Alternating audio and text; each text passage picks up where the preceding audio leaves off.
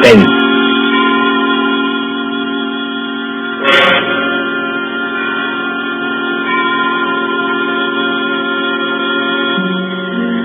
Tonight, Columbia brings you as a guest star, Peter Lorre, one of the screen's past masters of the art of suspense. Suspense is compounded of mystery and intrigue and dangerous adventure. In this series are stories calculated to intrigue you, to stir your nerves, to offer you a precarious situation, and then withhold the solution until the last possible moment. Tonight, for instance, Mr. Lorre plays for us a doctor, a husband, with something dark and terrible on his mind. Was it murder? And if so, can this at last be the really perfect crime? We trust that while you are wondering, we shall keep you in suspense. For Suspense tonight, CBS presents Till Death Do Us Part by John Dixon Carr, starring Peter Lorre.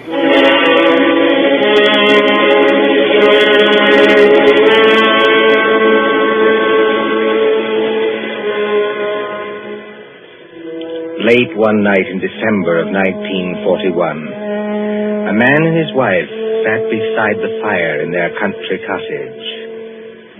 This man, look at him. A professor of mathematics, stout and middle-aged, guileless as a child. In the remote corner of England where he lives with his pretty English wife, they say of him... Jolly decent fellow, you know, for a foreigner. Isn't he? Always a smile for everybody, and so polite. That's why it's such a shame about his wife and that young American. There hasn't been anything between them yet, I'm almost sure. But if the American stays here much longer... I tell you.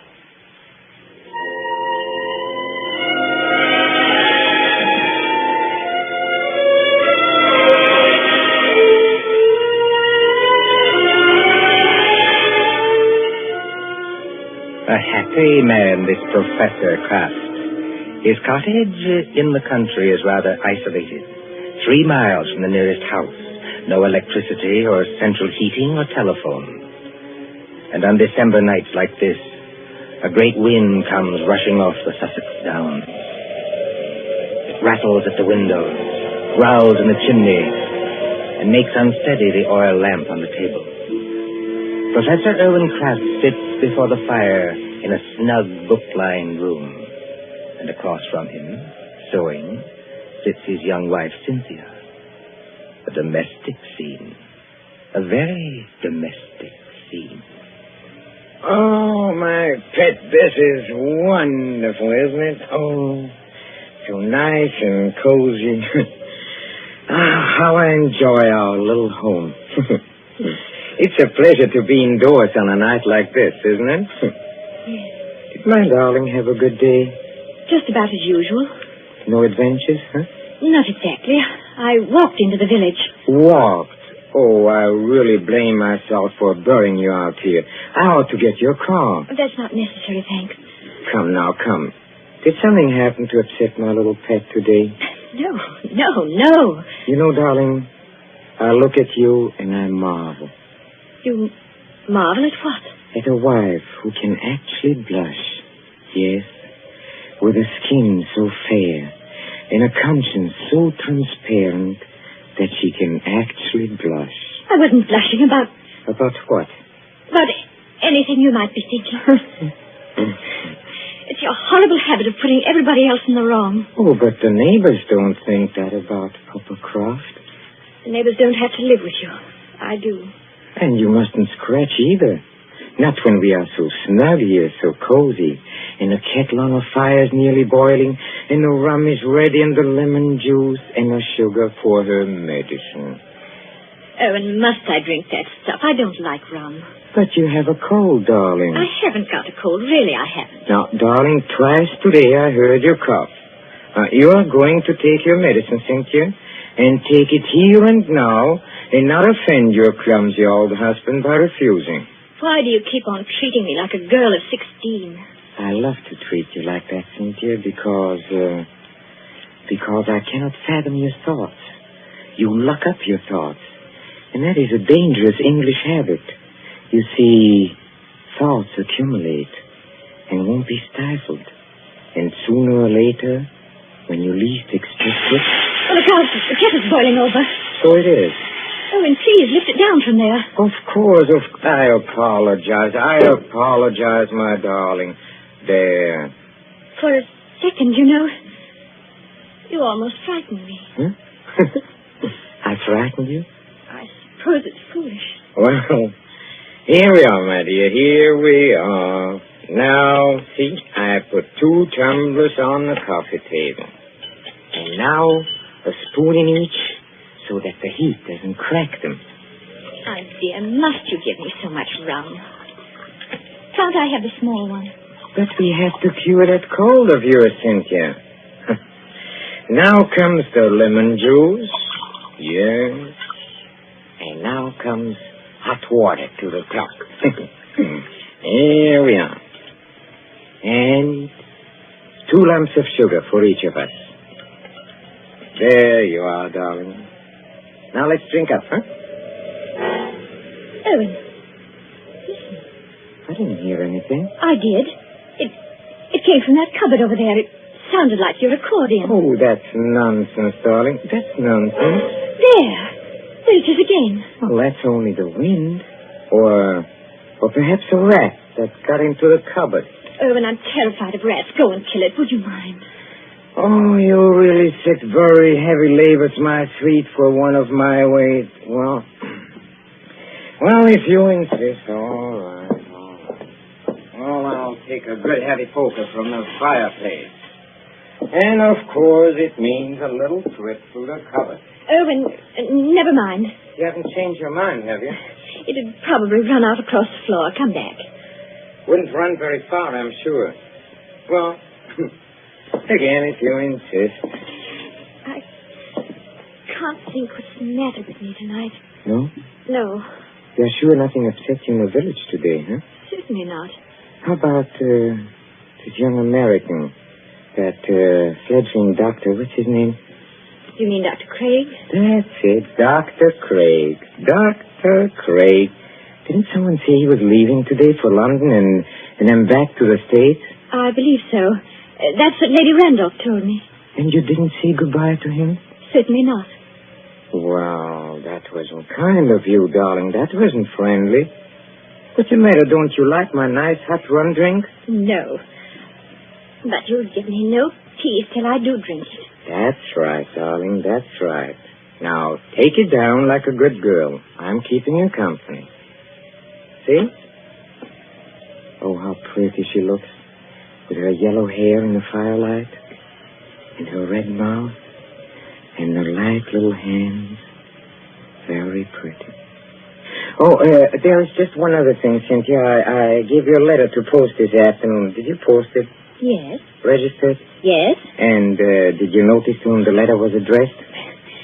Everybody notices the address on an envelope. It was to some Mr. Hatterby at Market Shepherd. That's right. But I don't know who he is, if that's what you mean. Oh, Mr. Hatterby is the coroner of this district. The coroner? That's right. That's right. But is there any reason why you should be writing letters to the coroner? Well, there will be tomorrow morning. We have been just drinking poison, my love. Why do you drop your glass, darling? I don't believe you. No? This will interest you, Cynthia. You were a trained nurse, and weren't you, You see, the poison was aconite, monk's shoes. No. Yes, homegrown in our own little garden. You know, 1/16 of a grain has been a fatal dose. There's no telephone here. No car, not even a neighbor. Exactly, my angel. Take your hands off me. Let me get up. No, my pet. In about 5 minutes, you see, the first symptoms will come on. Symptoms? Yes. Our throats will grow dry. Our eyesight will turn dim. No. And presently we'll lose the use of our limbs. Well, there are convulsions before the end, I believe, but you won't feel them. Let me out. If you try to hit at me, Angel, you'll upset that lamp. And, well, if you upset the lamp, this cottage would go up like tinder. We don't want to burn to death, do we? Owen, why are you doing this? Why are you doing it? Why? Do you think all Papa Kraft is blind, my pet? Huh? If I can't have you, Cynthia, nobody else is going to have you. You mean Jim Craig? So it is Jim Craig. Oh, that was nothing. My tongue slipped. A cynic would say, my dear, that your foot slipped. Do you think I don't know what happened the other night at the schoolhouse? Schoolhouse? Yes, the Market Shepherd Schoolhouse. At Lady Randolph's little concert in aid of the war relief. Nothing happened. I swear it didn't. No? No. Oh, then it was coincidence, I suppose, that you and that Dr. Craig didn't arrive until the concert was nearly over. Yes. Yes, it was. We didn't go there together. No? We met in the little hall outside the auditorium. It was just as you were finishing your number on the accordion.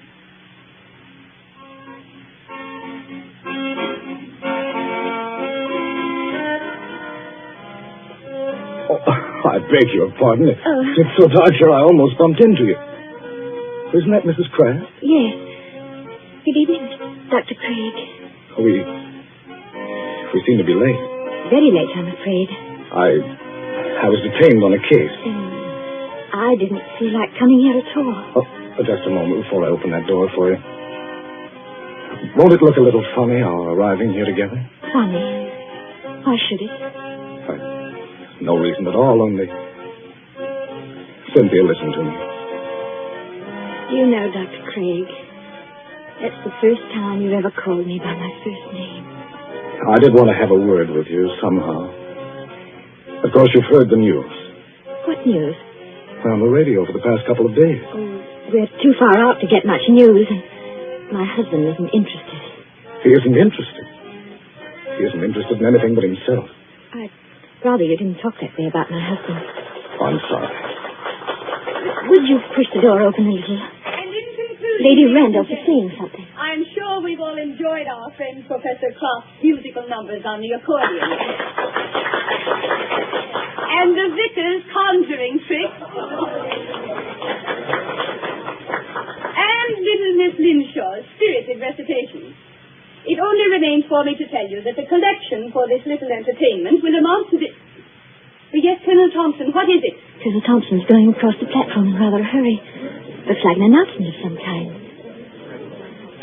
Ladies and gentlemen, your attention. We have just received some late news by the 9 o'clock bulletin. I think I can guess what it is. Following yesterday's declaration against Japan, the Congress of the United States today declared war against Germany and Italy. No applause, please. I think I can say that these things go too deep for applause. We entered a war lightly, and we have learned. But before the vicar ends this meeting, I shall ask the orchestra to play us the song numbered 83 in the book. A song we know is dear to the hearts of all Americans.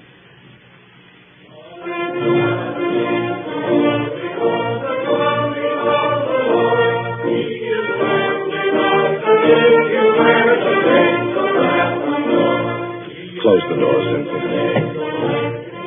Jim, this doesn't affect you. Naturally it does. You won't be leaving England. Probably in a very short time. They'll be needing doctors. But does this formal declaration of war make any difference? What does it mean to you? What does it mean? I can't explain it, Cynthia. It's all in that song. If they're going to need me, I'll go back. But can't you do just as much good here in England? I don't know. That depends on what the army says. And doesn't anything depend on what I say? We haven't got much time, Cynthia. That crowd will be out in a minute. Yes. And we won't admit it, will we? Admit what? Admit how we feel about each other. I haven't said... Nor I. I was only talking about what we were thinking. No, we won't admit it. You say you can't explain about the war. I can't explain about this. Don't try. It's better this way. Owen's being very good to me. And he's such a childlike person. Yes. Everybody likes him. Oh, he has his tempers, and he's not easy to live with sometimes, in spite of what they think. But I can't do anything to hurt him, because he'd never do anything to hurt me. Never, never, never in the world.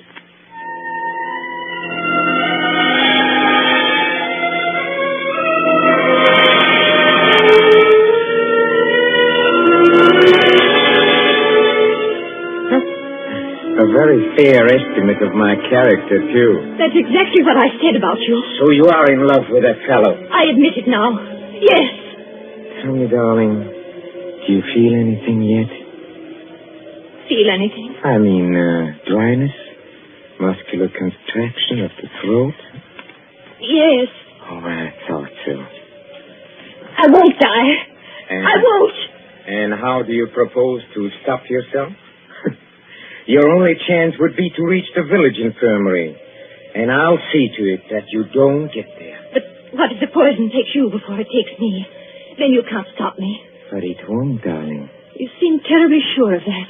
You see, the amount I gave you, as you perhaps noticed, was more than I gave myself. I'm going to follow you, my little pet, into the dark, where there are no Dr. Jim Craigs, but not too quickly. I shall still have most of my faculties, Cynthia, when your convulsions are already beginning. Oh. I wonder if you will. What is it, Your legs don't seem any too steady. I don't know. It must be the heat of the fire, perhaps, or it's very hot in this room. Cynthia, darling, listen to me. Yes, Irwin? There is a copy of Taylor's medical jurisprudence over on the shelf there. Please get it for me. I'm afraid you'll have to get it for yourself, my dear. That is, if you can. Oh, I'll get it. Mind the lamp, Irwin. We don't want the house afire, just as you said yourself. I'll mind the lamp. Listen to me.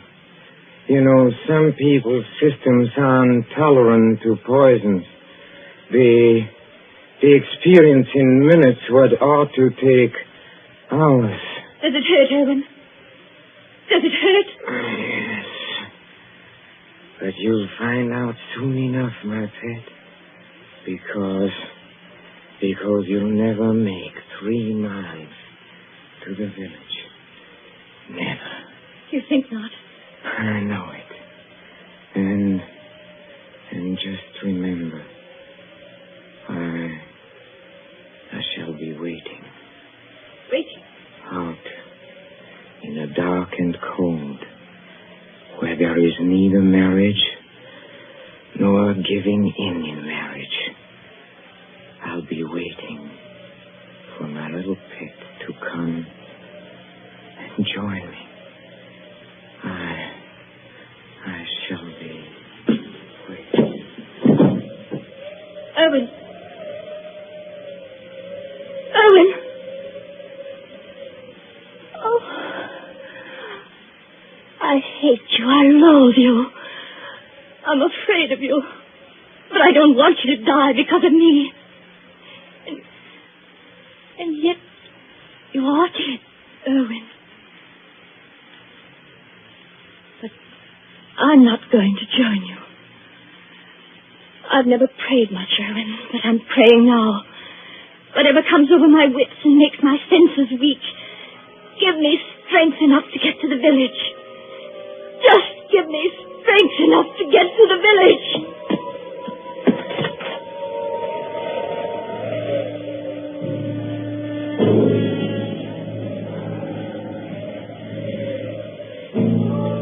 An empty room now, except for the motionless figure by the fire. The great wind enters through an open front door and makes the lamp shake dangerously on the tables. The whole house creaks. Otherwise, it is very quiet. Suddenly, the corpse sits up. Professor Kraft looks pleased, doesn't he? Very pleased. Very alert. as he moves over to a certain cupboard door.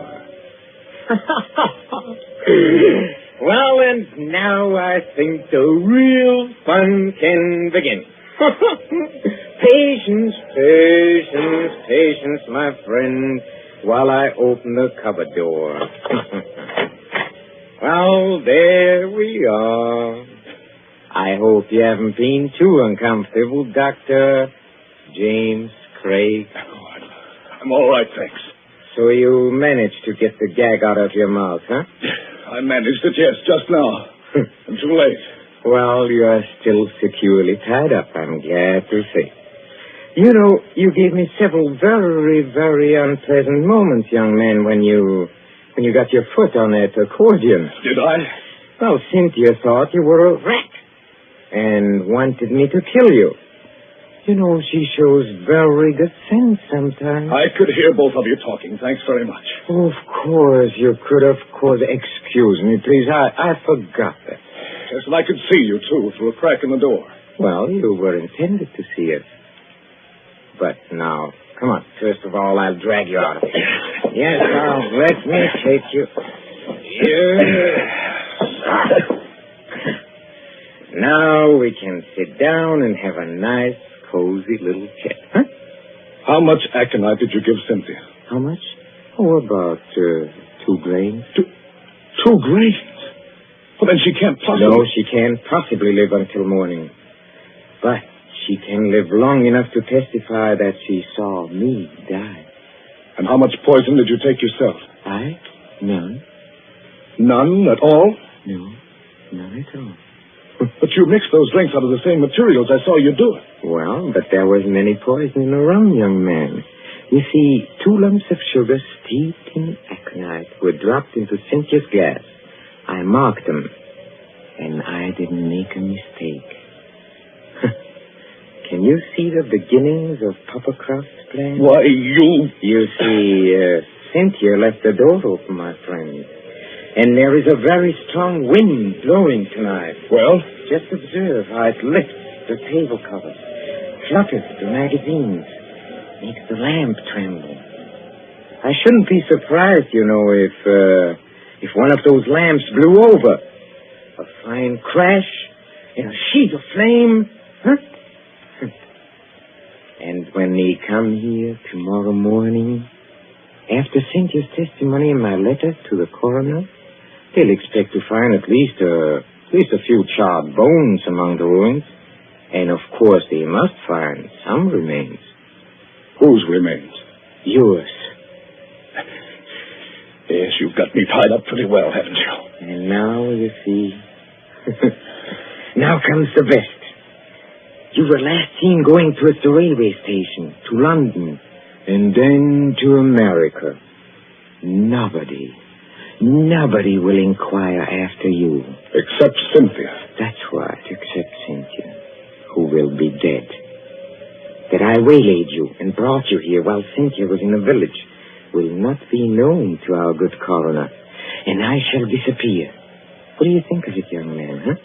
I think it's rather good, huh? You're going to let me burn to death? Yes, and I shall enjoy the necessity. By the way, too bad you missed my performance at Lady Randall's concert. It was very nice. But, then I think you were otherwise occupied. You could call it that. Occupied, I think, in making love to my wife. You hurt my vanity, young man, and you are going to suffer for it. I never made love to your wife. No? No. But I don't suppose you could possibly believe that. Are you already begging for mercy? Now, come on. Are you begging for mercy? No, I think not. Dr. Craig, I don't like the way you're taking this. I really don't. Don't you? No. You ought to be afraid. All decent men should be afraid. And no man is heroic when he sees death coming. But you're as white as a plate. Can't take your eyes off me. And seem to be expecting something. Maybe I am expecting something. You are? Well, I think I can persuade you to tell me what's on your mind, my friend. If I use the poker out of the fire, huh? You see, I'm a mathematician. I leave nothing to chance. Do you hear that, Professor Kraft? A car has stopped out in front. Well, they won't come in here. But of course they will. It's probably the home guard. Look, you fool, you've left the front door standing wide open in a blackout. Don't be childish. Do you think to upset me with that? Something's upset you. Take a look at yourself in a mirror. Huh? Nothing. Nothing can upset my plans now. Everything is ready. My clothes and my money are in a stable. This place, this pretty little cottage, will be a furnace. All I have to do is pick up that lamp. You see, like this, and something is wrong with me. Oh, you're not acting this time, are you? You're not pretending now. You swine! What have you done to me? I have done nothing. You have done something to me. I can feel it. There is sweat all over me. My throat choking. This way, baby Randall. Through the gate and up the path. That sounded like my wife's voice. It was Cynthia's voice. What is wrong with you? A person who thinks you were drunk. I'm sorry, Lady Randall, stopping me in the road and asking to be taken to the infirmary at 80 miles an hour, and then finding there was nothing wrong with you. Oh, but it can't be. It isn't possible. Oh, but it is. You see, your plans didn't include the fact that Cynthia doesn't like rum. Remember, you poured a very large drink for her and a small one for yourself. And you filled both glasses with hot water. Oh, remember when she got you to leave her and come over to this cupboard? She changed the glasses then. You're the one who swallowed the poison, 2 grains of aconite. No. Help me. Please. Help me. Nothing on earth can save you. Help me, please. In the name of pity, please. Please help me. Nothing on earth can save Please. No. You won't. Then I'll show you. I'll take you with me. I'll take everybody with me. Where are you going? I'll get that lamp. I'll take you with me. I look at you. You can't even see. You're blind. You're staggering straight into that cupboard. I'll take you. I'll take you with me. I'll take you.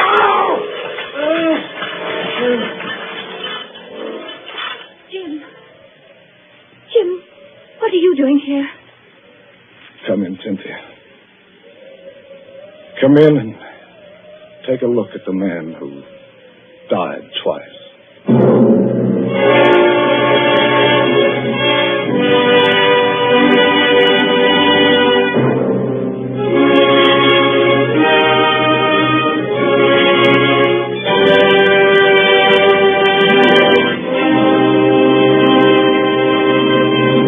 And so ends Till Death Do Us Part, starring Peter Lorre. Tonight's story of Suspense. Columbia presents these tales of mystery and intrigue and dangerous adventure for your relaxation and enjoyment. Next Tuesday, there'll be another in this series. Same hour, 9:30 Eastern Wartime. Mr. Lorre was starred as Professor Kraft. He was supported by Alice Frost as Cynthia, David Gothard as Dr. Craig, and Mercedes McCambridge as Lady Randolph. William Spear, the producer, John Dietz, the director, Bernard Herrmann, the composer-conductor, and John Dixon Carr, the author, are collaborators on Suspense. This is the Columbia Broadcasting System.